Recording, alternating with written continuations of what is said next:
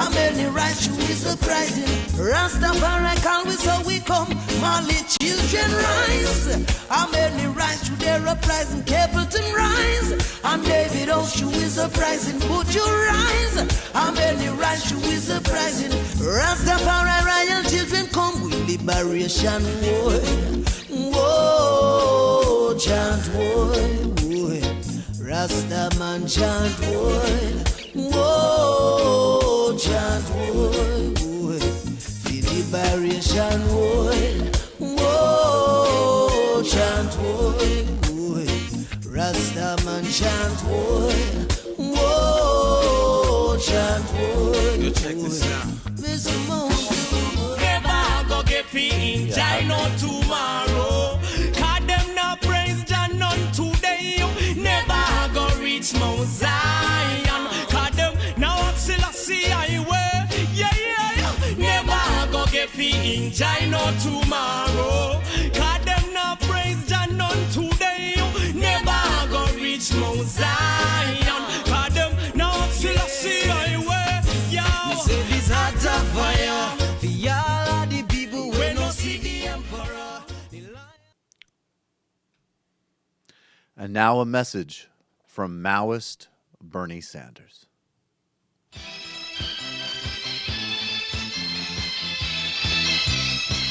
Hi, this is Senator Bernie Sanders. I would like to thank Senator Cory Booker, who along with Kristen Gillibrand, Kamala Harris, Elizabeth Warren, and even former Senator Max Baucus has recently embraced the cause of Medicare for all, single payer, a pony, if you will, that I have been battling for in my role in public life for decades. I would like to thank these newfound members of the cause. And I would also like to assure those of you who have supported this struggle for so long and have so faithfully supported my campaigns that all of these particular individuals will still be sent to motherfucking gulags when I am elected president. I mean, are you kidding me? Cory Booker wanted to hand over the Newark schools to Mark Zuckerberg. Mark Zuckerberg is a type of Jew that makes everyone anti-Semitic. You need to go back to year zero. You need to eliminate everyone who has glasses. And the re-education camps are still on. Fake single-payer support are not. Now, I would like to add a few other people that will be going into gulags as well. Anybody who uses the phrase self-care in relation to politics. Those of you who use the phrase erasure when you're talking about rich white people supporting rich white candidates. Those are a new group of people who are fundamentally counter-revolutionary, reactionary, and incredibly deluded. It's year zero. We're not Cambodia, but there's a lot we can learn from Pol Pot. Thank you.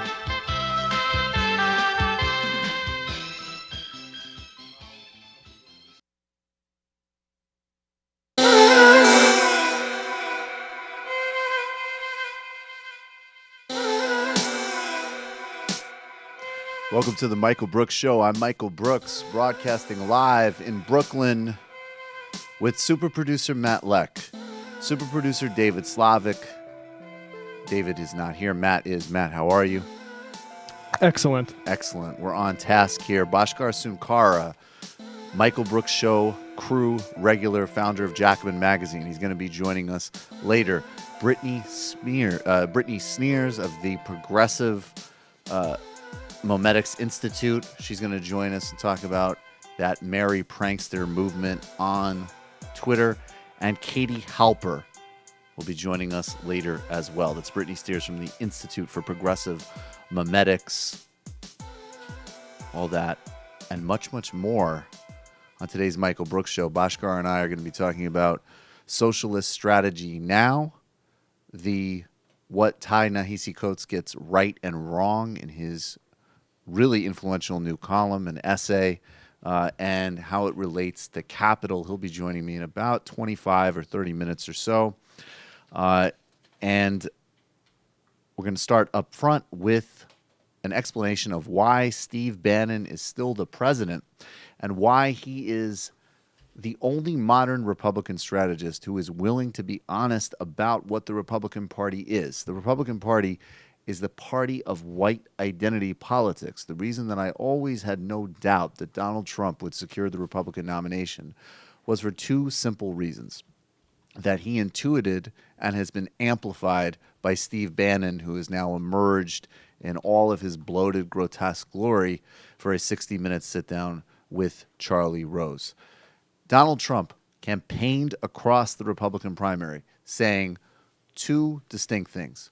One bet, which he was lying about, but which was the smart play, is that no normal person that is not a plutocrat cares about Republican economic dogma. There's no version of a normal person that's worried about giving the Koch brothers more money. No one cares.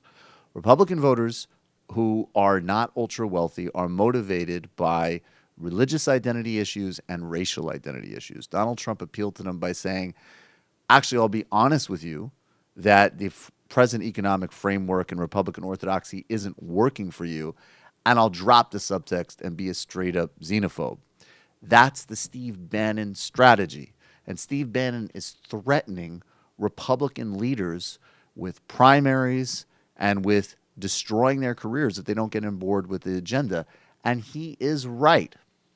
He's right in the sense that the normal base of the Republican Party is built on a white identity. And if that could be fused with any type of economic populism, there might actually be a threat there for some type of genuinely terrifying right-wing populist and effectively fascistic mode of governance.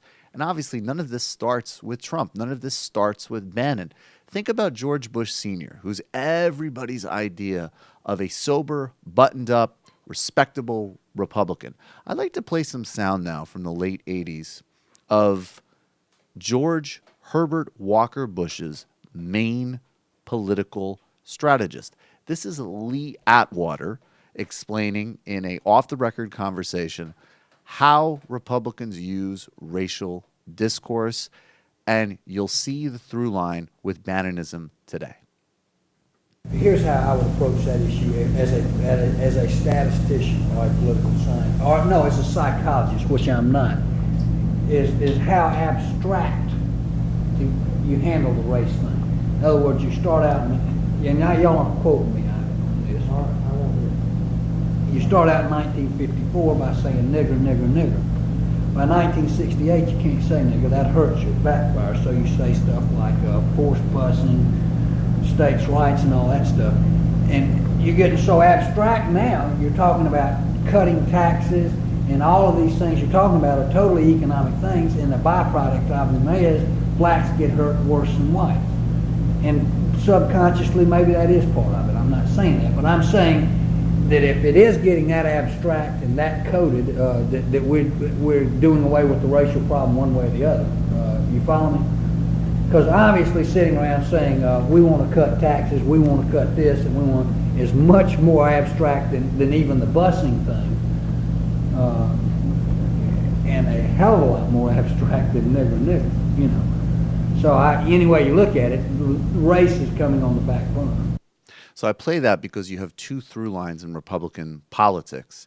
Reagan through the Bush family, which everybody, including people like Joy Reid, sometimes want to elevate as somehow moderate and somehow not exploiting racial politics and white identity as well. They played that game just a bit more subtly than Trump. Ronald Reagan announced his candidacy and talked about states' rights in a town in Mississippi where civil rights workers had been murdered. That guy, Lee Atwater, talking about Republican strategy, ran George Bush Sr.'s campaign in 1988, a virulently race-baiting campaign, and Karl Rove and certainly people associated with the Bush campaign leveraged race all the time for George Bush Jr. Then you have Nixon, Kevin Phillips, and Pat Buchanan in the Steve Bannon through line. So Kevin Phillips was a Republican strategist who wrote a book in the late 60s called The Emerging Republican Majority. He was an advisor to Richard Nixon. And he talked about and helped lay the intellectual groundwork for the silent majority, the notion that Southerners and white ethnics in northern states could form a coalition based on blue-collar issues and restoration of law and order and other social signifiers. Now, Phillips actually had a genuine economic populist streak, which is why he ended up leaving the Republican Party and writing at least very sharp critiques of the Bush family and the Clintons for their relations to finance and Wall Street deregulation. Pat Buchanan is in the middle. Pat Buchanan was a prominent race baiter until it sort of eventually cost him his job. He ran 2 presidential campaigns and won the New Hampshire primary in 1996. He also fused these populist appeals on economics by opposing things like NAFTA with a robust racial agenda. Steve Bannon is the latest and poorest iteration of that line. He's neither as intelligent or as sophisticated an operator as Buchanan, and he has none of the actual populist instincts of Kevin Phillips. Notice even when Bannon talks about infrastructure projects, he's not talking about anything that empowers labor unions. He's not talking about increasing wages. His moves towards economic populism are just sort of postures to make him look non-conventional. And his real heart and his real instincts are obviously with things like destroying the DREAM Act and cleansing America of immigrants. That's why he likes bizarre, racist, horribly written French novels, and he really is an overrated intellect.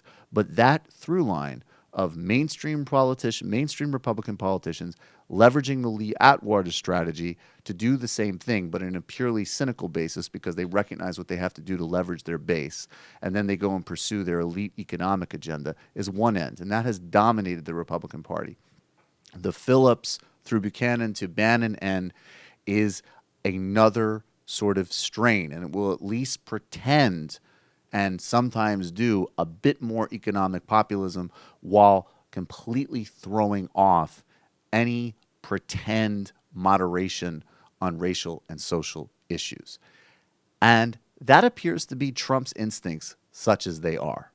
And I have no doubt that as he heads towards re-election, those themes will re-emerge with the aid of Bannon at Breitbart. And so in that sense, Breitbart does remain President Bannon. Bannon remains President Bannon. Where did Breitbart come in, man? And just as a brief addendum, there are some people, some idiots. I think actually Ben Shapiro says this. I have no idea. Ben Shapiro shows that if you were really deeply bullied before your first bat mitzvah, it could lead you to, I guess, in some cases, be like a nice Jewish boy who has an empathy and sensitivity, or you could become some sort of like weird prepubescent Bond villain who for some reason people find interesting. But one of the things Ben Shapiro has said is that Andrew Breitbart would never work for Donald Trump, unlike Bannon. Okay, sure. Briefly, before we get to this next segment, I do want to thank, we have 622 patrons. It's an incredibly strong start for only, is this our 6th show or our 5th show, Matt? This is the 6th show.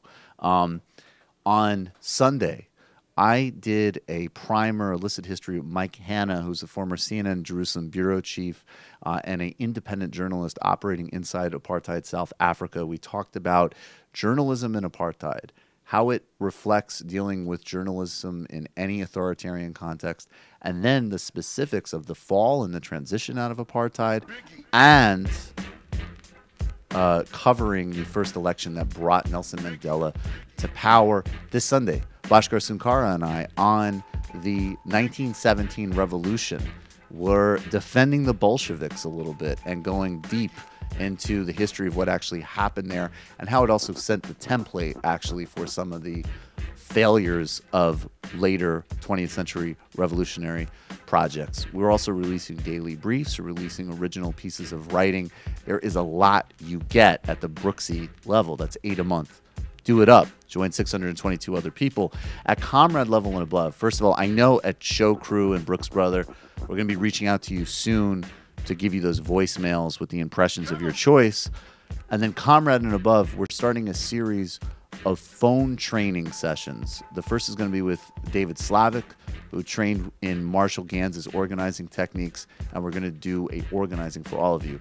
So you get all of the show content and basically like a political strategy firm for the masses by joining. You know what you got to do. Patreon/TMBS. Thank you so much. Now, I have some advice for Hillary Clinton, who has been making the rounds. And at this point, I feel like she is blaming so many people for her election loss that there are any number of people that are probably almost like offended that they didn't make the cut. Like, Matt, are you going to search the index of the book to see if like an errant tweet you sent out maybe made it into the like blame section of why she lost? No, I'm pretty sure I won't make the cut, but I do feel like thanks for vamping. Well, man. I feel great. like it's a I wish I was at the point where I was, but it's kind of like the new blue check mark. Yes, the new blue check mark is that you played a role in defeating Hillary Clinton. See, that's pretty good. You took it in a stronger direction than I was going. Well done. So Hillary Clinton, we have to get to this, but well, you know what? Let's just deal with this first. So Hillary Clinton was on CBS this past Sunday, and she explained and elaborated, even after basically Bernie Sanders gave her essentially an olive branch. Like, look, it's not particularly important to relitigate these things. I'd love your support moving forward on combating the administration and advocating for living wage, single-payer health care. And here was Hillary. I would not have said publicly, although it was my suspicion, that she was this delusional until she came out and did it herself. Here she is. As I watched Senator Sanders on TV yesterday defending himself from what you have said in your book, and I'm wondering, why did you go there, reopening a barely healed wound in your own party? Frankly, one that's stepped on your own headlines. Oh, I don't agree with that. I wanted to tell what happened, and the primary was part of what happened. I won a landslide victory in the primary. I know what it's like to win, and I know what it's like to lose. And when I lost to Barack Obama, I immediately turned around. I endorsed him. I worked for him. I convinced my supporters to vote for him. I didn't get the same respect from my primary opponent.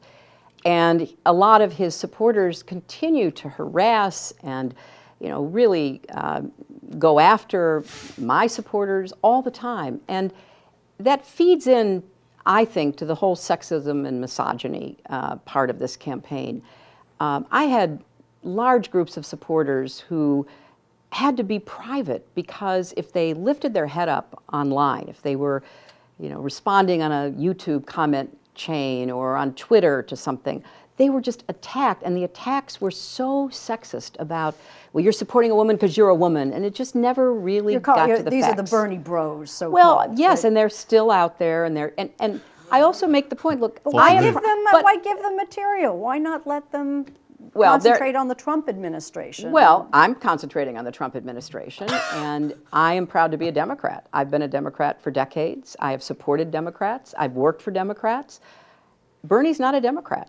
And that's not a slam. That's what he says himself. And I think a lot of what he churned up in the primary campaign was very hurtful in the general election against me.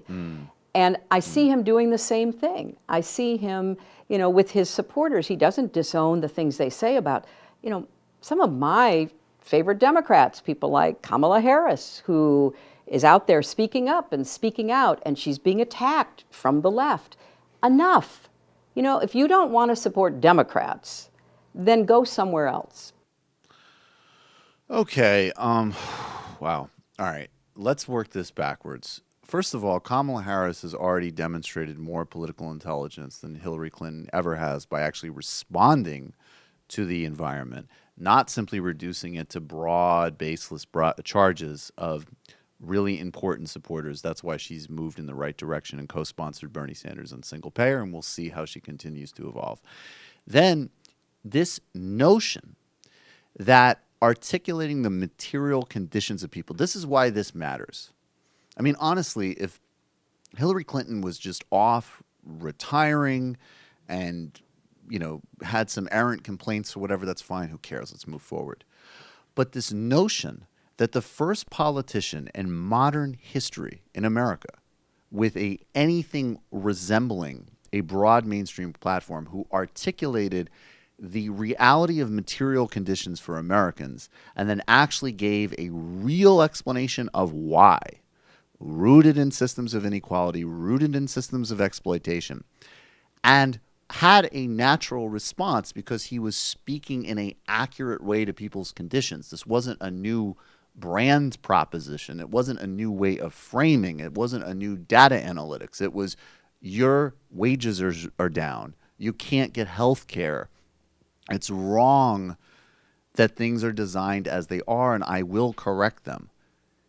That hurt her in the general election, not because he articulated it. It hurt in the general elections because those are the conditions of which she was a co-participant in creating for decades. And it is extraordinary that she still does not even have an inkling of being able to see that. Now, yes, there is no doubt, and people on my side I think need to be very attentive. Of course, Hillary Clinton dealt with structural misogyny and sexism. I have no doubt, of course, that she dealt with much more of it from Trump's supporters, and in fact also from some mainstream media sources. Reducing and doing the Bernie bro trope herself is beneath her and belies this sort of, again, just tremendous failed strategy of her campaign. Now, again, if I don't want to relitigate 2016, let's not go back to 2008. But Hillary Clinton stayed through the very last caucuses and primaries. She, even at one point, and this is, bear in mind, this is the first serious potential African-American presidential candidate, and she thought it was important to mention that, it didn't take MLK at the end of the day to pass civil rights because he got assassinated. It was LBJ. It was pretty clear who was who in those comparisons. She actually ran appealing to the very voters and very instincts in the Pennsylvania primaries that her supporters make up that Bernie did. So let's be real about the history. Bernie Sanders, even though he had, and also the Clinton-Obama was not a policy argument. It was a brand and identity argument. Bernie Sanders had serious policy differences on the defining issues of the time with Hillary Clinton and still leveraged his brand to help her and worked tirelessly for her. And she has no appreciation. Now, the reason, though, that this matters, and I just want to give some free advice to Hillary Clinton. Could you imagine if Hillary Clinton wrote a book which included even all of the, it's Barack Obama's fault, and it's Bernie Sanders' fault, and that old Jew took my elections, She did all of that shit. But she said, and in the Russia and all of that. But she said, okay, another primary reason that I was not elected is because there is a Republican campaign of voter suppression that targets people of color across the country. And that had a direct result under Scott Walker as an example, under what he has done with regard to voter suppression in Wisconsin. It depressed my turnout. And the Supreme Court gutted the Voting Rights Act. That was another Republican move. And now we have the most overtly white supremacist administration in modern American history. So this book is going to coincide with a new initiative on voting rights. Even that, even with all of the bullshit and the delusion and the disconnect, we would support that. Great. Just so long as hopefully she wasn't trying to field candidates. But this narcissistic indulgence disguised as concern is precisely what repulses people, besides Matt, who actually was persuaded by the interview.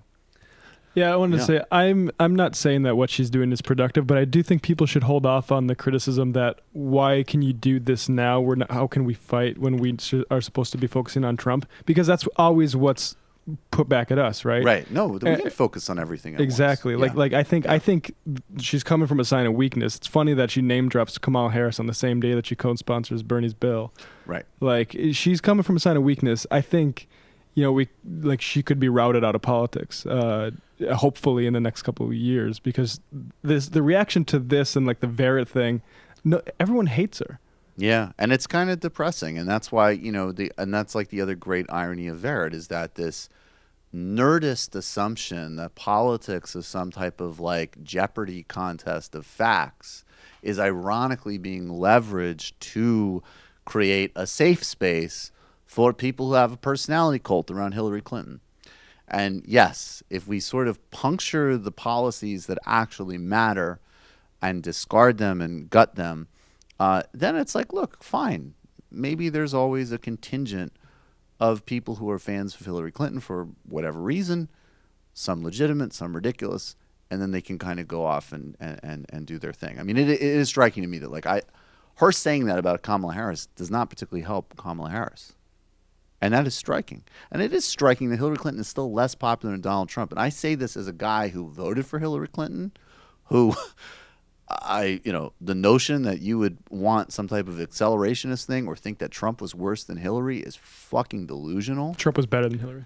Yeah, exactly. That Trump was somehow better or even in any way equivalent to Hillary is fucking delusional, probably sexist.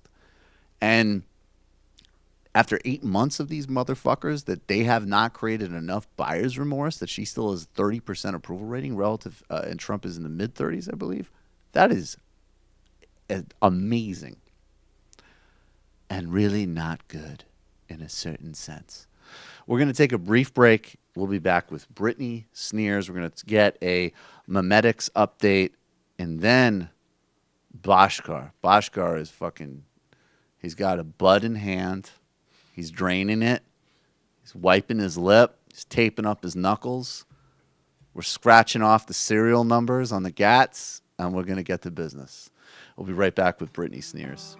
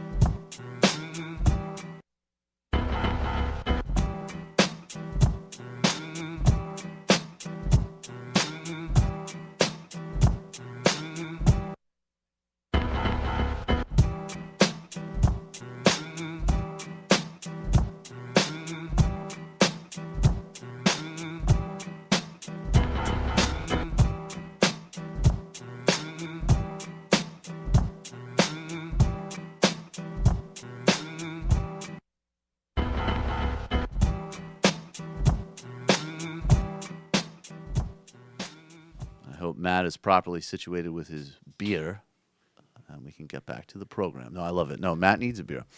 I like how Bhaskar got.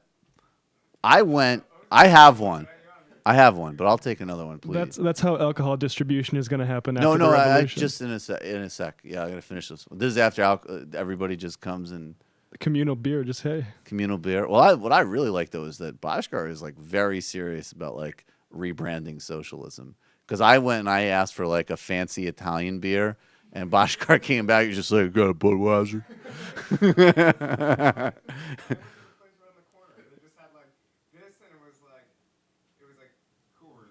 Okay, well, if the only other choice is Coors, you're right. Joining us now is Brittany Sneers. She is the public relations director at the Institute for Progressive Memetics. They are the modern merry pranksters of the left-wing internet. And she does regular check-ins with us on the mischief they're getting up to there. Brittany, how you doing? I'm fantastic. How are you? I'm great. It's awesome to be talking with you. I always enjoy it. You actually had a piece, though, I want to just touch on for a minute. You wrote a post in Medium, which did flow out of this kind of, I guess, basically being, just told that you're too young to have an opinion. It's Explain because I said Hillary wrote a slam book. Tell people what a slam book is. I love that line. but not everybody It's knows not, this. So it's not Hillary my Clinton line. wrote a slam book, and what does that mean? So if you are a teenage girl, or you have been a teenage girl, around like, middle school, high school times, you and your friends, like, girls are catty as fuck, and it's like not a good time to be a girl. It's a very mean time. Right. And so basically they write a lot of mean shit about people that they know. Right. In this book, and they pass it around. It's not supposed to be made public, though. Okay. It's not.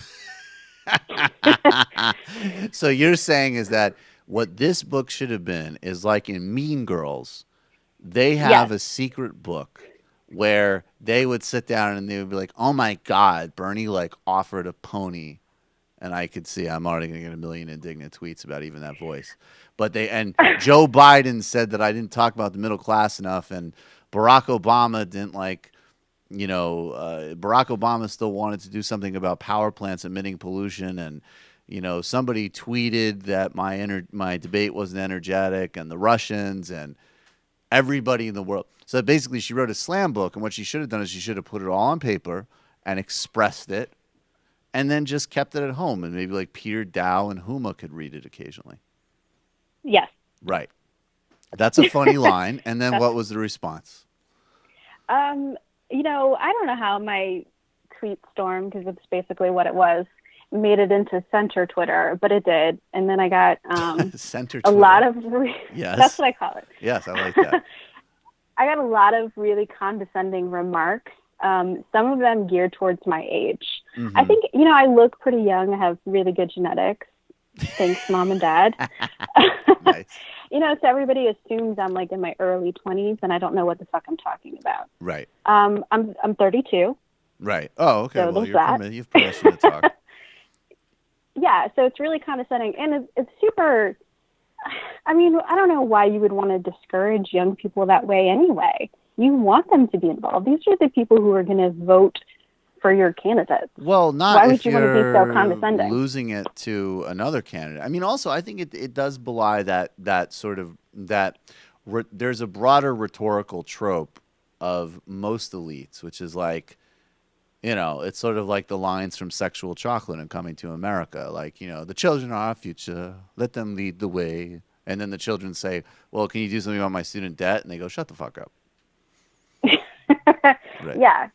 So I've been saying this a lot. They want our votes and not our voice. Right. And those two things go together. Right. So. Exactly. Now, speaking of youth, I got to be honest with you. I don't know anything about this. I don't listen to Insane Clown Posse. I have no doubt that a vast majority of my audience does not listen.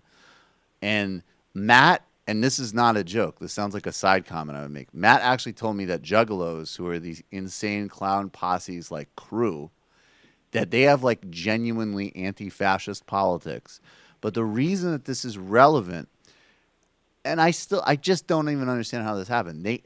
This group, which follows this band, which is some type of like novelty band that like paints their faces and does some type of like rap, indie rock, like it's not Nas and it's not Clash, if I could be a snob for a second.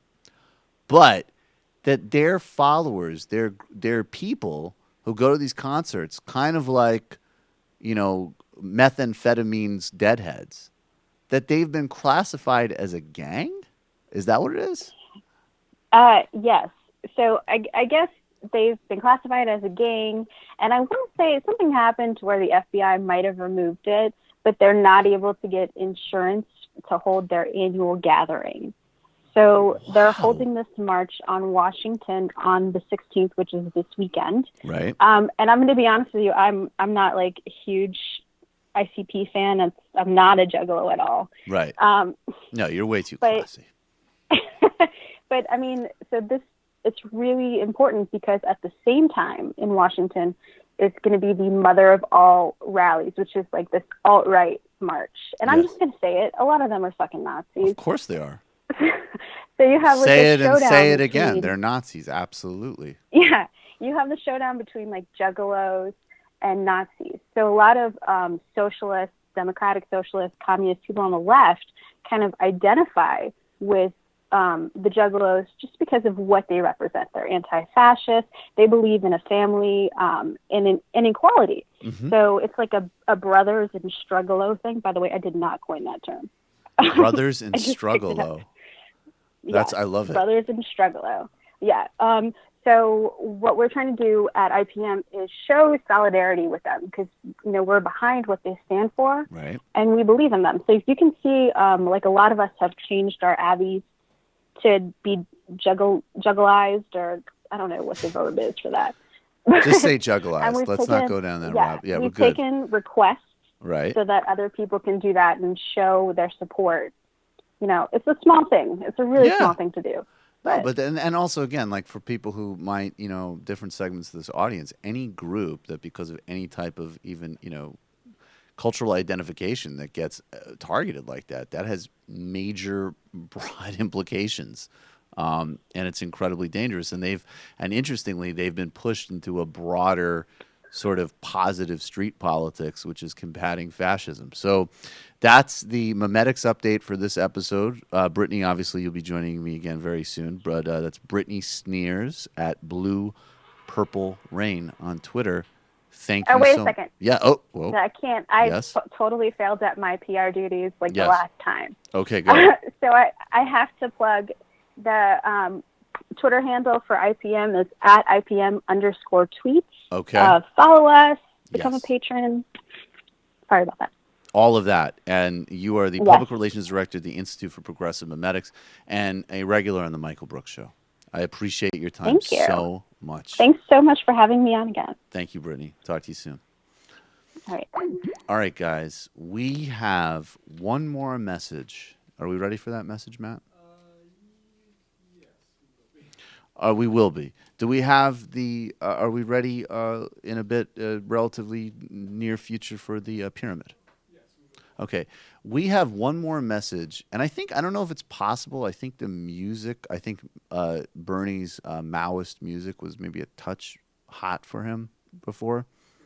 For Bernie, it might have been a touch loud, but we already did it. Maybe it'll be slightly lower on this one. But at any rate, we have one more message, and this is specific.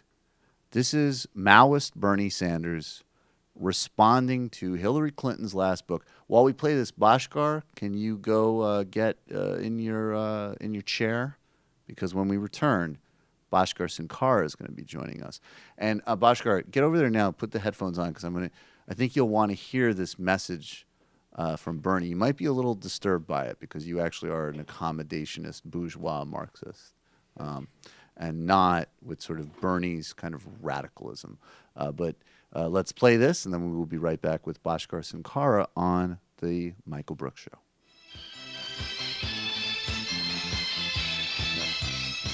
Bernie Sanders here with a thought on rights. Of course, rights are a bourgeois construct to hide the capitalist exploitation of the global working class. But within our present historical material conditions, we do have things like speech rights. So when someone says Hillary Clinton has the right to write a stupid, narcissistic, delusional book that insults me, even though I compromised my capitalist brand and worked my ass off for her, she has the right to do it.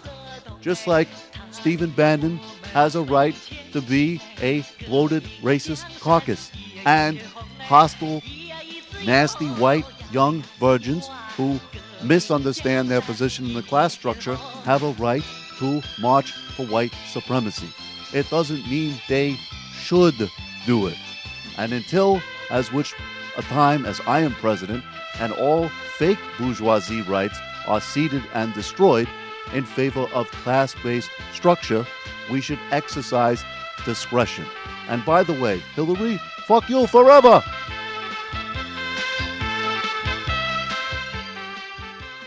Wow, a very strong message from Maoist Bernie Sanders. Joining me now is Bhaskar Sunkara, regular crew on the Michael Brooks Show. First time he's here. A little bit closer to the mic, my friend. There's two mics. I don't know what to do. You're on that mic. I'm getting Just nervous. Speak clearly into the mic you have. You know, is what you can do. You know, I had to write notes for myself. I got so nervous for this thing. Radio tips: don't talk about chemtrails. Yeah, well, that would be a good. Definitely, don't talk about chemtrails on my show, please. Or 9/11. Or not. Do you have a 9/11 conspiracy theory, Bhaskar? No. Okay. Oh, well then don't talk about it. It's boring. Don't make him break his rule right away. Yeah. Did you ever hear 9/11 Tony Blair? No, I did It was not. a character because what we were talking about how there was a terrorist attack in London and Sadiq Khan, the mayor of London, said something moderate and sensible about the Muslim population there, and Trump blasted him on Twitter, and we were just talking about what if after September 11th Tony Blair came out and was just and the notion that steel can be melted like that. I mean, the whole thing is ridiculous. The Israelis got a call. They were warned. So what was George Bush Sr. doing in the early 1970s? Where was he working? Was that when he was head of the CIA? I thought that was later. Oh, he became head of CIA in 76, but he was a CIA official before. Right. Working for the CIA. And you know what happened on 9/11, 1973, right? In Chile. He In was Chile. involved in in a the way, Chilean coup, right? Bush did 9/11. But Hey. oh shit. It happened. He just blew It my happened. mind. That you know what, dude? That was a real coup right there. No pun intended, because that was a genuine dude, think about it. Those rarely work, but that actually completely worked. Yeah, thanks. No, so Bush did do 9/11. No, I mean people I was remiss. I did it earlier when I was hosting the Majority Report, but I was remiss. We're of course recording this on September 11th, and obviously it's the anniversary of the September 11th terrorist attacks here, and it is the anniversary of the CIA-backed military coup that took out Salvador Allende in Chile in 1973, and then brought over a lot of economic advisors who, in addition to being responsible, like Milton Friedman, for advising Pinochet, who when he wasn't mass killing people, he was gutting the rudiments of a social safety net in Chile. Those same economic advisors, in addition to being responsible for Pinochet and Reagan, are also responsible for some of the most annoying young people that you ever encounter in college or the internet. Well, it used to be. Now we gave birth to a whole new set of them. I know.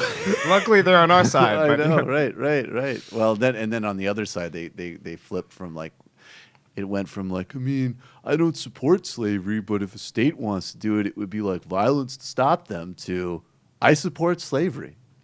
The libertarians made their next natural push. We're gonna get to the pyramid in a second, but do you think just kind of broadly speaking, if you could, expand the lens, we were kind of dunking on Hillary Clinton a little bit. There's the monstrosity of the Trump White House and Bannon and Breitbart. And Bernie, the two most popular politicians in America are Barack Obama and Bernie Sanders. And there's no doubt that the appetite for not just left, really economic left in a different way, because even if you look into the 60s, the sort of left liberatory movements of the 60s, they did have an economic dimension, but it was very focused, obviously rightly on Vietnam and anti-imperialism, but a lot of stuff about kind of personal liberation. We're really in a kind of regrounded economic moment. And so what's the kind of lay of the land for a kind of grounded socialist assessment of where we are now? Well, yeah, I think we're in a point where people are still angry. But anger doesn't necessarily have to be polarized in a progressive way. So we could say that Trump doesn't have a mass base the way we thought he could have, right? But Trump still has the allegiance of 35+% of the population. And a lot of them really care about his message. And I think they care about it, partially, obviously a bit of it is hanging on to their old kind of, what privileges of wealth or race or whatever. Yeah. But I think for a lot of others, it's just simply he's speaking to anger. So when Hillary Clinton says America's already great, it's easy to see the appeal of someone who wants to, it seemed like he's actually selling someone a dream and not just protection from nightmares, right? Mm-hmm. And I think there's a bit of that in Trump. And I think there's also a bit of that in Bernie, actually. Bernie's someone who's selling someone hopes. The difference is that Bernie's hopes is kind of a universalist, inclusive hope, and Trump's hope kind of involves shutting out and saying "F you" to a good half of the country and many more people who want to come to this country. So I think that more people, though, are of the belief that they're angry, but there's not actually a plausible route to getting good things accomplished. Right. Bernie briefly during the campaign showed that there is a route to actually getting reforms, getting basic things like healthcare, jobs in this country. A lot of people saw that route in Trump, too. The Trump people are about to be, if they aren't already, super disillusioned. I think the Bernie people will be, too, unless we have a credible political alternative after Bernie Sanders or through him if he decides to run again, and if he endorses a slate of candidates in 2018 or whatnot, who knows? But I don't think anger necessarily leads somewhere productive unless there's the political kind of basis to actually win something. Otherwise, people will just kind of get burnt out and go back home. Right. No, I think that that's true, but I also think it's very important, and we're going to get to it because we're going to discuss the Ta-Nehisi Coates piece in a bit. But do you think it's also, I mean, because I don't know, like I've seen some polling that some of the people that were Obama to Trump voters are experiencing disillusionment, and that would kind of make some intuitive sense, although even that polling is complicated as far as racial, even with Obama to Trump voters, you definitely saw some of the polling was like, look, racial resentment is an issue across the board for Trump voters. And I think that if we deny that, we're just not being sort of grounded with that reality. The ones that had an overlap with the story he was telling, and of course, it was a scam, but he was, relative to Hillary, talking about conditions to some extent and certainly expressing anger. Do you think, though, for the kind of larger battle of mobilization, like I think of it as if the job is to show that this quote-unquote center is really nothing that actually exists other than in a sort of free-floating space of elites, and then make people recognize that if in a more sort of grassroots sense that their politics and their interests probably do lie significantly more to the left, and then actually mobilize the Obama coalition, but anchor it in serious economic reclaiming of wealth versus worrying about appealing to a subsection of voters who, and I don't mean this, by the way, in terms of actual services and delivery. Like, I'm not interested in moral means testing. Everybody gets health care even if they're an asshole. But I don't think the path is through worrying about the Trump person who wants to go to the past. I think the path is, I'm an Obama coalition person, but I live in real material conditions and have not been delivered for. And that's a global, multiracial, multi-ethnic, multi-identity working class that, in fact, does represent the emerging America. Well, I see it a little bit differently than you, to be honest. I mean, I think part of it is, I think... Don't be honest, please. Yeah, okay. Yeah. Never mind. So I'm not... You should do it. That's another... Trails, yeah. No 9/11, yeah, no Jews. honesty. I got what you're saying. None... Don't talk about any I of didn't that say stuff. anything about Jews, but I see where your mind's at. So, I mean, I think the thing is, it's anti-establishment is the mood in the country, right? So people want to break with politics as usual, right? That's why they like Trump's honesty or whatnot. So let's say even what you mentioned, racial resentment. Mm-hmm. Now, let's ignore the part of Trump's coalition that is the typical foundation for the Republican Party and for the right in general. Isn't that like over 90% of his people, though? I don't if know. You look at his voters. If you look at his actual breakdown, most people who voted for Trump are just Republicans. Yes, that's true, but you have to kind of draw divisions within those people. I think, for example, even some of the things that, even we were touting over at Jackman and other places about the class composition of Trump voters rely on some deceptive stats. Like, for example, total wealth. You own a home, but the bank really owns your home, and you know what I mean. Or the value of your home is just notional because if you actually tried to put it up in the market, so I think that there is you wouldn't a segment. Be able to sell it. Yeah, there's a segment of the middle class that, on paper, is actually doing quite well if you add up their retirement and their home values, but feels like they're slipping and getting behind. And I think some of those people were voting for Trump, but could otherwise be left voters. And I think there's generally some workers that are voting for Trump. Not all of them white. Disproportionately white, but not all of them. No, I mean, white, he increased I mean, as small and as marginal as they are, but he did better with people of color than Mitt Romney. And better in a way that in the types of margins of current elections is not insignificant.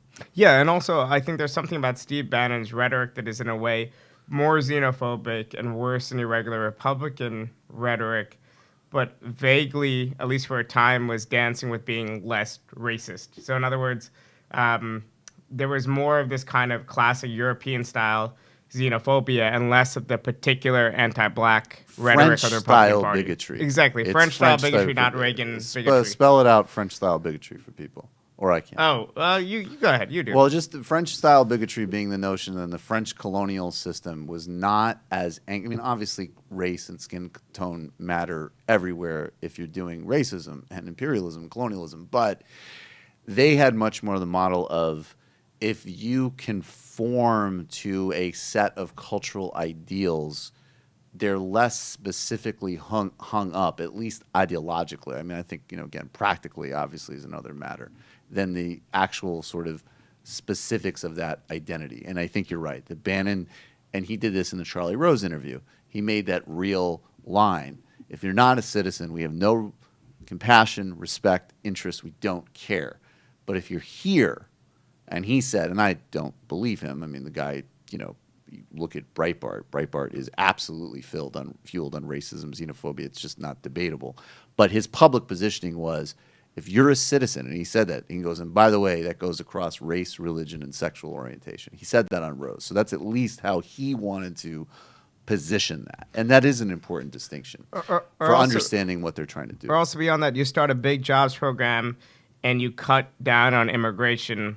I think the Bannon wing would be popular potentially among a segment of black workers. It doesn't have to be in all of them, but if you go from 5-10% to like 25%, that's I think it would be election, also, right? yeah, and it would be popular, I think, with a segment of Hispanic workers, frankly. I think that's the other mistake that liberals can make that there isn't, first of all, major divisions inside subsects of groups as well. I mean, the most obvious example being a sort of Cuban retiree in Miami does not have the same voter profile of someone who immigrated from El Salvador in L.A. It also depends what generation of Cuban, and it depends what generation of They Cubans. came in the 70s or 80s. A lot of them are, in fact, working class. And a lot of these people are, in fact, less hostile to the Castro government, or at least less ideological about it. But I would say even on the question of racial resentment, part of it is the last kind of Great Society, New Deal type Democrats were at a time when the pie was growing, or at least they could talk about the pie is growing and you could get more of it, right? Right. Then after that, with the onset of neoliberalism, the Democratic Party had to basically say, all right, this pie is not going to grow. If anything, it's going to get smaller, but we can more equally divide this pie among our different kind of constituents. Right. So in a way, if you're brown, if you're a woman, if you're black, then you could say, all right, we're going to gain something, even if it's just representational gains or certain other things, because those things do matter in people's lives, right? Of course. As long as we're going to have a class society, I in fact would like half the CEOs to be women. I think it's a Absolutely. But But those aren't fundamental structural. And then on the flip side, the distinction between, and I think it was one of her better moments, to be honest. It was I think it was actually leaked, but Hillary Clinton said something to the effect of, from her perspective, this would be her expression totally of empathy and awareness of I think it's wrong that a young person that graduated from college is stuck in a job as a barista. Now, I'm not making, if you don't want to be a barista, I don't want anybody to be stuck in something they don't want to do. But the socialist response is not, you deserve to be at a higher place because you have an education and let's kind of try to ship you up. The response is, a barista, like anybody else in the economy, should have a living wage and full benefits regardless of the quote-unquote prestige of their position. And that's the kind of core baseline distinction, if you really want to simplify it, between a kind of socialist and neoliberal position. Yeah, exactly. But if you could understand how even though white workers were relatively more privileged in other segments of the working class, they could see this messaging over the years and they could say, look, we're the only ones not getting cut in and whatever else, and it fosters. So I think there is that material basis for some segments of Trump support. And I'm interested in organizing all workers. Be they some that voted for Trump might be easy to organize, some might be harder, but you organize without capitulating. In other words, you organize these people without actually adopting racist or xenophobic rhetoric. Obviously, for me, it would be very hard. They wouldn't believe me, I am so tired of people who come to They are taking the jobs.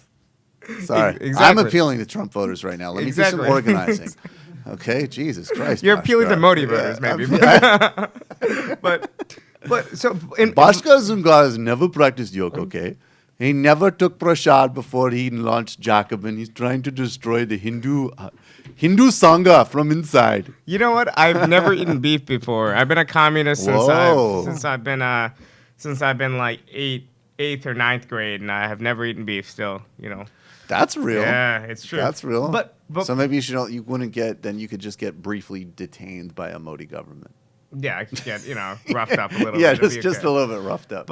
But like, let's say immigration's a number one issue for someone. I think our goal as we launch a Left Project has to be to make it a number 3 or number 4 issue, and so outcompete people on issues of, let's say, jobs or healthcare, whatever their number 1 and number 2 issue is.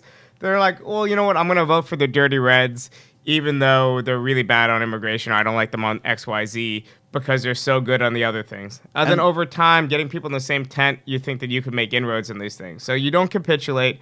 You don't adopt any sort of nationalist rhetoric or whatever. First of all, because they won't believe us. If I go out there and try, pushing some protectionist, hardcore anti-immigration line, no one's going to believe me, right? So I might as well try to make it about other issues. But that's not the same thing as basically saying, all right, I'm going to write these people off because they have a certain percentage. So my view is the unpoliticized, or the people not voting right now, plus some of the Obama coalition, plus some of these Bernie-crats, a lot of whom were unpoliticized before, plus some of these Trump voters. I think there's 60% of the country that would vote for a left populist program. And we should be aiming, whatever way we can, we should be aiming at all those people. Yeah, and the last thing before, and we'll touch on this obviously when we get to Ta-Nehisi Coates after we do the pyramid, but I also just would like to say to people, I do take very seriously, and certainly historically, if you go and you look at, like, as an example, communist organizers in the South, there is real historical evidence that racial division, white supremacy, and racism absolutely has blocked left projects and interracial organizing in America. It's true. Now, that said, especially in a modern context, the tests that people like Bhaskar and I are talking about have never been run. So you have a lot of people saying, like, the racism will trump the alternative no matter what. But the reality is that we do not have that test case. I mean, literally the only most limited example of that test case, and this is just rhetorical feints, and Barack Obama's innate appeal as a charismatic and appealing and fresh figure in 2008, we actually did see some people of working class orientation in places like Indiana shift to Obama, not even with a remotely left program, but literally with just some solid statements on healthcare and smart critiques of NAFTA. So the extent to which this has been limited as a trial run, it actually worked fairly effectively for Barack Obama, and that's even short of a robust kind of program that we're talking about. Or look at Sanders. Sanders, of course, yeah. So it is fitting that for this week's pyramid, and of course the origins of the pyramid, I know there's new people to show every day. They're always asking, where did something come from? I said at one point, I don't remember if it was pre or post-election results, that Robbie Mook, the mega nerd. By the way, if Hillary Clinton's whole book was just a screed against Robbie Mook, I would buy a copy and try to book Hillary Clinton on the show, just diss him. I said that Robbie Mook should be locked in a pyramid, and that has sort of taken on a life of its own. And we lock people in pyramid every week here, of course, on the show. And Bhaskar, in honor of your appearance, we're doing a more structural choice. Thank you. It's my Egyptian music, my culturally appropriated music. We are locking not an individual, but an institution in the pyramid. And I'm just going to set this up, Bhaskar. everybody knows that Hurricane Irma has caused a lot of devastation. Many people in Florida are without power. People have died in the Virgin Islands, and it's been terrible. But the Caribbean island of Barbuda has been horrifically damaged. I think as high as a third of the population, maybe even more, has been displaced. There's just complete wreckage as a result. And I'm going to read now just from a report in the Independent. The International Monetary Fund is resisting putting a moratorium on Barbuda's sovereign debt repayments in the wake of devastation left by Hurricane Irma on the tiny Caribbean islands. Barbuda is said to have lost around 90% of its structures in the wake of the storm. The National Repair and Reconstruction Bill has been estimated at $150 million. The Prime Minister of Antigua and Barbuda, Gaston Brown, has also said that around half of the island's population of 1,600 is now homeless. Yet Antigua and Barbuda have a debt to the IMF of around $15.8 million. And a coalition of U.S. faith institutions has been calling on the fund to pause the repayments of the state battered by the hurricane. However, the IMF Special Representative to the United Nations, Christopher Lane, reportedly suggested late last week that the fund would rather lend more money to the island rather than stop collecting repayments of the due. Our general view is that we'd rather put new money than to have a moratoria, he said, according to Courthouse News. Bhaskar, your structural thoughts on this calumny? Well, it makes perfect sense from a capitalist standpoint. If you think about it, climate change is coming. Yep. It's going to devastate especially the third world. They are nice with a relatively small bill with one island, and it sets a precedent the next time if Bangladesh is hit with massive flooding or any other bigger country, and it sets a precedent of third world countries just don't pay their debts, and this causes all sorts of uncertainty in the international markets, bond market and whatever else. So it makes perfect sense in the cruel logic of this world. This is just the same way that people wondered, why would the Troika and the EU be so brutal to Greece? And then why, when Syriza won an overwhelming mandate, not even on a particularly radical program, but actually a basic kind of social democratic one with some radical roots, to stop the wealth appropriation and destruction of their economy. It's such a small economy. It really had very little bearing on the overall structure of the Eurozone. It certainly was not affecting the economic performance of a place like Germany in terms of its repayments. And the explanation from EU officials was basically political contagion. If Greece gets away with this, what happens when Spain elects a radical government? And then all of a sudden, would Italian and French social democrats have to be actual social democrats? So it's the same kind of logic at work. Is the music still there? Okay, we went through the track. Is the next track coming on? All right, well, this is perfect. Bhaskar, it is time to sentence the IMF to the pyramid. But in a sense, we're really sentencing capitalism itself to the pyramid on this week's pyramid. Let's do it. This sounds like Egyptian taps or something. Yes, that's exactly what it is. And that's why the IMF is sentenced to the pyramid. Their disgusting behavior to Barbuda is just an expression of their interior logic. And that is this week's pyramid on the Michael Brooks Show. I just want to point out, Yes. I've been using some instrumentals by Derek and Brandon Feitcher, who put like hours of instrumentals up on YouTube, and so I just wanted to plug them. Thanks, guys. Thank you so much. So we were already hitting on this in the kind of conversation, and Ta-Nehisi Coates had a piece that came out in the Atlantic a couple days ago, maybe last week. It's been making the rounds. It's called Donald Trump, the First White President. And I want to start out of the gate. I'm actually going to quote briefly from it. And this is, to Trump, whiteness is neither a notional nor symbolic, but the very core of his power. In this, Trump is not singular. But whereas his forebears carried whiteness like an ancestral talisman, Trump cracked the glowing amulet open, releasing its etric energies. The repercussions are striking. Trump is the first president to have served no public capacity before ascending to his perch. But more telling, Trump is also the first public president to have publicly affirmed that his daughter is a quote-unquote piece of ass. The mind seizes trying to imagine a black man extolling the virtues of sexual assault on tape. When you're a star, they let you do it.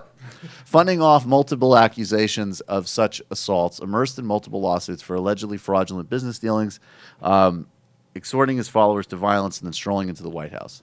But that's the point of white supremacy. To ensure that all that others achieve with maximal effort, white people, particularly white men, achieve with minimal qualification. Barack Obama delivered to black people the hoary message that if they work twice as hard as white people, anything is possible. Trump's counter is persuasive. Work half as hard as black people and even more is possible. Now, I actually basically agree.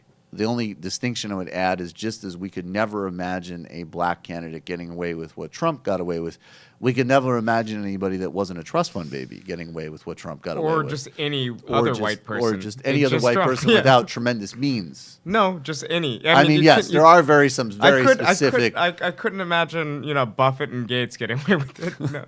Well, it'd be interesting if Bill Gates said his daughter was a piece of ass. That would be very interesting. I mean, I think, look, but there is a truth that I want to acknowledge that is important to be real about.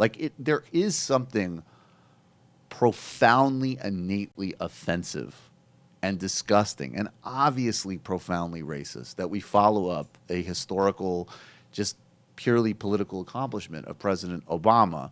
And yes, it's like last week on the show I was doing the best. We were debating Clinton, and he was making a very Ta-Nehisi Coates style argument about just this sort of this iceberg of racism that is part of this national identity.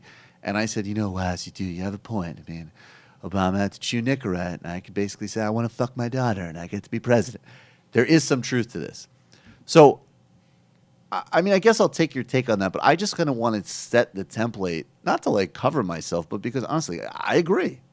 I think that there is absolutely a grotesque racism here that Trump exemplifies and profits from. I don't think that's debatable. Yeah, I don't think it is either. You couldn't imagine Trump having any other background than roughly the one he has and getting away with half of this. But yes, the other mitigating factors are just there's something unusual about him. There is obviously something. There is. You could add structurally. You could add a class dimension that nobody who wasn't rich could get away with. Like if he was a poor white guy, he'd be evading bill collectors and passing forged checks and would be in and out of HR with various sexual harassment complaints. But there is no question. Anthony Weiner's though. What did I do? Well, that's true. I mean, there is this ineffable personality part that how the fuck does this guy get away with it? But Barack Obama does not have a tape released where he goes, when you're a constitutional law professor, you could just roll up on him, grab him by the pussy. They like it. Allahu Akbar. That's not happening. So, okay. So I basically just wanted to acknowledge, because I think that what is most powerful in Ta-Nehisi's pieces in general is just the kind of unvarnished reality that there is a tremendous amount of grotesque racism that engines a tremendous amount of our lives, and that yes, a lot of white people, short of performative wokeness and virtue signaling and all of that, don't want to own and acknowledge. I think that is just undeniable, and it matters. Now, where he to me starts to slip apart. Well, we'll move by the specifics. One is first of all, Bhaskar, really simply, where's class in this piece? And where's class in any of these analyses? Well, I think Coates' worldview is inherently moralistic, right? Right. So those are between having a historical view and a moralistic view. So you have a historical view, I have a historical view. So we could say, all right, there's no doubt that racism and particularly slavery played a major role in the construction of this country. There's no doubt that America is a settler colonial country built on genocide. Yes. There's no doubt of these historical things. Now, for Coates, though, these aren't historical events that have massive ramifications in the future. It's almost in moralistic terms an original sin. And the difference is we could overcome history or some of it, or at least its effects, whereas we cannot overcome an original sin. So Right. I think his whole framework is built around that. It's something unchangeable. Well, this is what the only reason why I felt it was relevant to comment on, because my general position, and especially in certain exchanges. I saw, Ta-Nehisi Coates had an exchange with Jonathan Chait a couple years, which was beautiful to watch. Ta-Nehisi completely demolish, Jonathan Chait's basically just sort of like kind of soft liberal, like, hey, racism's got a lot better, right? And Ta-Nehisi took him through essentially a history lesson that Chait wasn't ready for. So I've appreciated Ta-Nehisi a lot. But what I see is that it's not just, it's one thing to have different sort of base positions. And we can agree and disagree, and okay, that's fine. But the direct flow out that also comes in this article are two other, to me, very problematic things. So he equates, in a broader sweep of this general white unwillingness to engage with and acknowledge the racial lesson of Trump, which, again, I actually totally broadly agree with. Now, there's a pragmatic point, which is that, look, a national political leader, whether they be Barack Obama or Joe Biden, is not going to build an electoral map for themselves by calling, even Hillary Clinton has acknowledged, like, I can say as a host that a lot of Trump supporters are deplorable. You can't say it as a candidate. And I thought at the time that that was okay, and I was completely wrong. It's not savvy. It's not building a path to victory. So when Coates quotes Joe Biden saying these people aren't racist, I think on a level that of what actually is the case, Coates is probably right. But on the level of you are a national political leader attempting to build that 60% that you and I are talking about in whatever fashion, you can't do that job. The reason that matters, and I'll just finish this in a second, is when we get to the Clinton of the 90s and Bernie Sanders comparison. He has some quotes of Bernie speaking in very sloppy ways about identity politics, and then kind of references back Bill Clinton in the 90s. Now, Bernie Sanders at best, and I criticized Bernie Sanders in the Democratic primary because I thought his first responses to Black Lives Matter were very sloppy and wrongheaded. Bernie Sanders, you could maybe make the critique persuasively that at times he doesn't have a distinct understanding of racism as its own distinct track. That's a valid conversation. Bill Clinton engaged in racial demagoguery to capitalize on the types of voters that actually the present pseudo-woke center is constantly demonizing. Like, Bill Clinton actually did what they pretend Bernie Sanders did. So when Coates equates those things, he's making a major category error. And then, and this is, I think, where the original sin point starts to matter, is if there is nothing to be done, then we can undermine efforts that, in fact, would have massive redistributive and reclaiming of wealth benefits that would, in fact, disproportionately benefit people of color, which is the Bernie Sanders agenda. Yeah, I mean, that's exactly right. And also, I mean, I guess the difference is in Coates' worldview, all of politics can be reduced to race. There's a type of politics that would erase racism completely. Right. That's wrong. But it's almost like people accuse the left of class reductionism or whatever. It's almost as if Coast has his own reductionism where he's, wanting to interpret everything just through one thread that definitely has true aspects to it. And it's okay for me as almost like literature, right? As a document of the time, of an expression of kind of feelings and sentiments or whatnot. But he openly now is critical of a kind of social democratic, multiracial organizing. Because if it can't completely solve racism, then it's inherently racist. I don't think it's too much of a leap. Yeah. I'm obviously simplifying a little bit, reading between the lines. Right. And, I think that's politics reduced to this moralism and reduced to this original sin. And I at least thought that Coates was a good writer.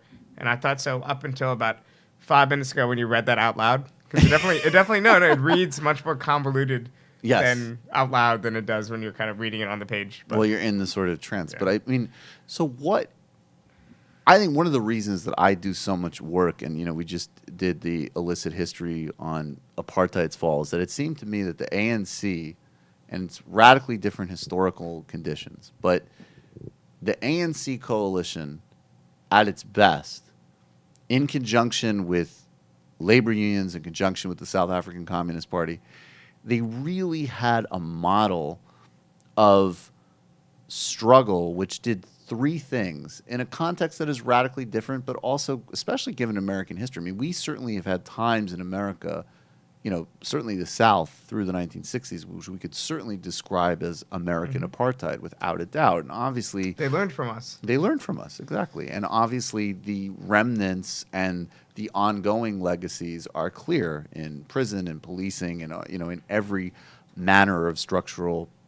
I don't even want to say, I feel like structural isn't specific enough. There's active policy and cultural and implicit and sort of attitudinal racism across sector in American society.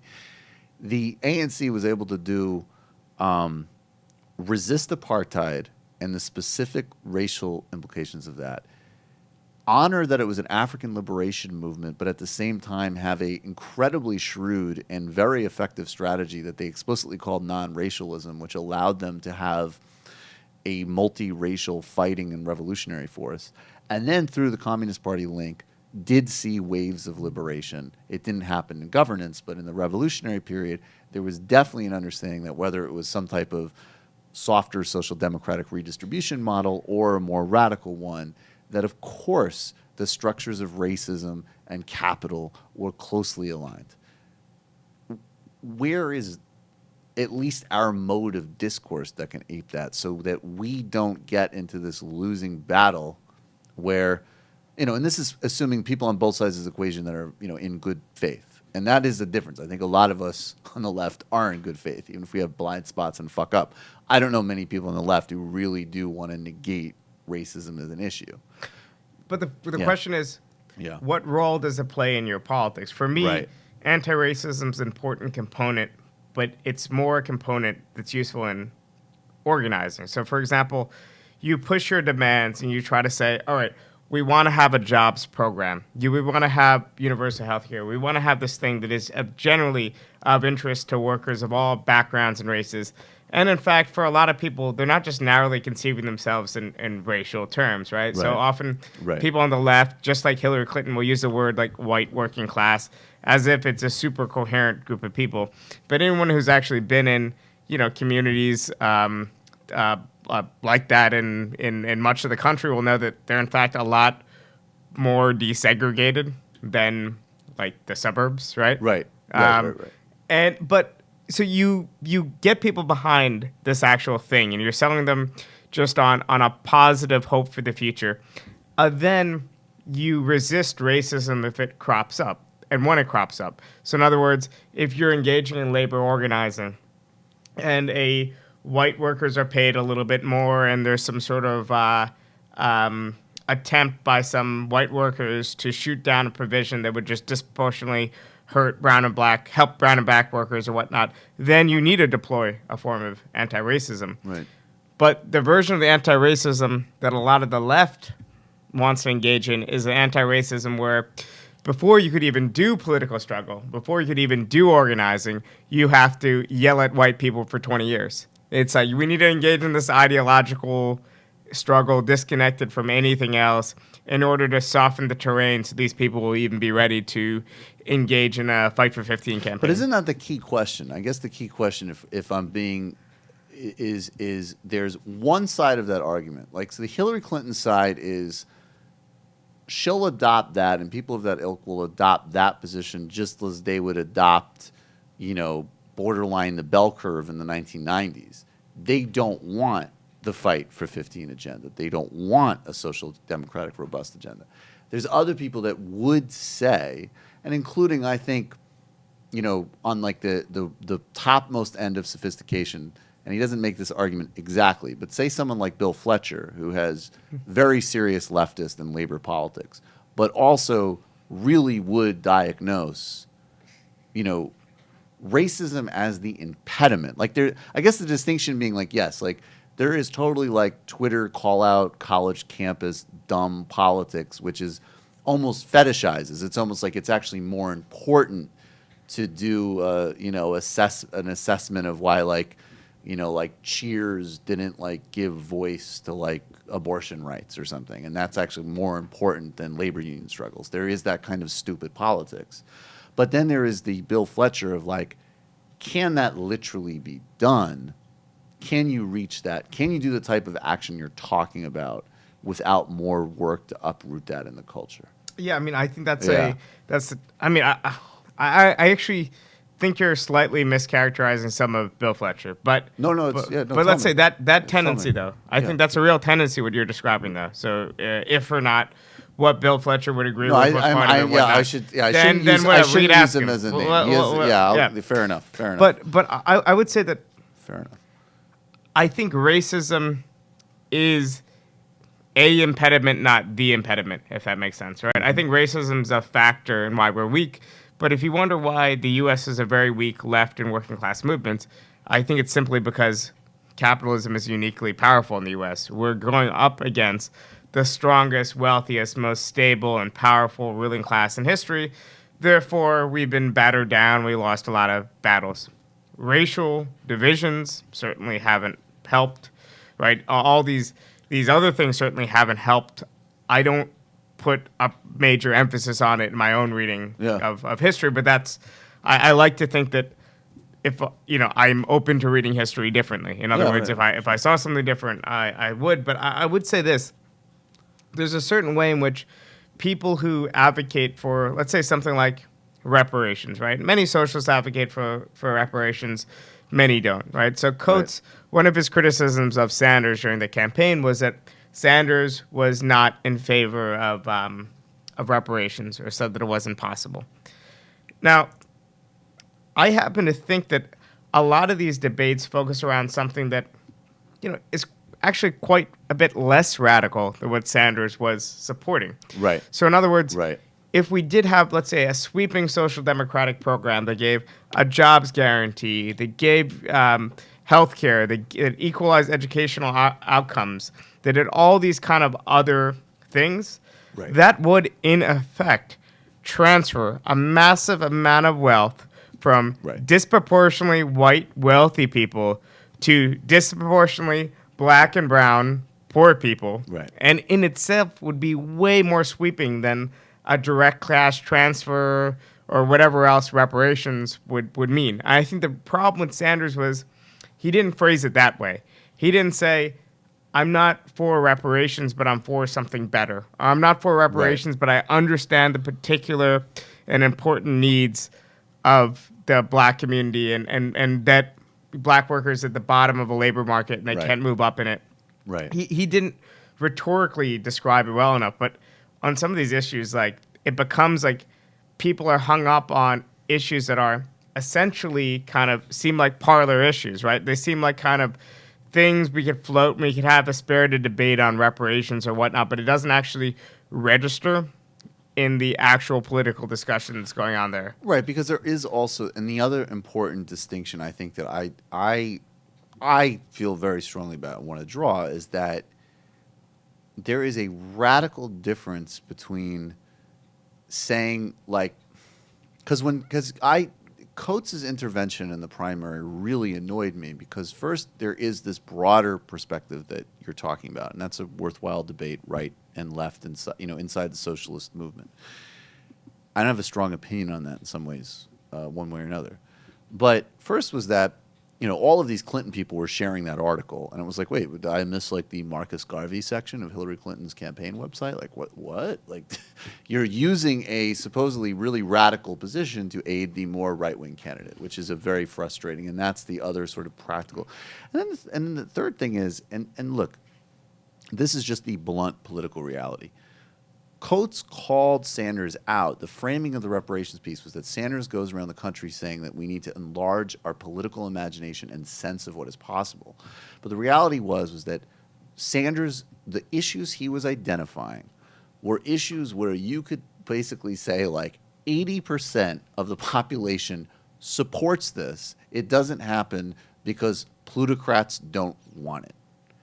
And we can build a very far-reaching coalition to deliver everybody a job guarantee and a living wage and health care, and That's the fight, and that's the proposition. That is a different category than definitionally a much, much, much smaller issue and base. So just as a practical operational thing too, it's a bit of a disingenuous argument because he's talking about a different category. He's talking about a particular kind of fight. Yeah, absolutely. And also beyond that, when we talk about politics, we are thinking about majoritarian politics. And I don't think that makes you a racist or racially insensitive or whatever else. Because a lot of black organizers or whatnot are leading this charge. Because you think about issues that unite communities, issues you could unite that will kind of cross divides, and you think about issues you could win on. Then you think about the operative effect of your issues. Now, people were saying we need to support majoritarian politics to disproportionately help just white workers and leave behind other workers. I would say no. Of course, right. Of course we not. should oppose that. Right. But in this case, we're talking about majoritarian universalist policies that would disproportionately help black and brown workers. Right. And don't leave anyone behind. Then when it comes to the implementation, of course, then we need another layer of anti-racism, right? To ensure that there's actually proactive measures to make sure that, for example, in this country, right, we have universal K-12 education, right? Right. So K-12 education is universal, but we know that the poorest communities, the disproportionately black communities, are the ones underfunded with the worst educational outcomes. So that's a case where, of course, you can't just mandate something universal and not actually enact it. I'm not saying there's no role for anti-racism. What I am saying is that this is kind of just evolved into like a bizarre kind of match on the internet or whatnot between two very caricatured positions. I think Coates now is not playing a very positive role, and it's really disappointing because I think he had the potential to do that even up to a year or two ago. And again, I still enjoy reading him. I read him as a cultural commentator, though. Right. When he ventures into some of these like political debates, I think he's not playing a productive role anymore. It's a shame. All right, look, everybody. I'm not sure where I got update that Katie is close, but I'm not sure what the status is. What we're going to do is we're going to go to the post game, and again, I want to thank everybody who makes this show possible. David Slavic, super producer Matt Leck, super producer David Slavic, Bhaskar Sunkara. Thank you so much. Join the show today, Patreon/TMBS, and we will be back. Katie's just arriving. What's up, Katie? We'll be back in about 5 minutes for the post game. Keep coming, everybody.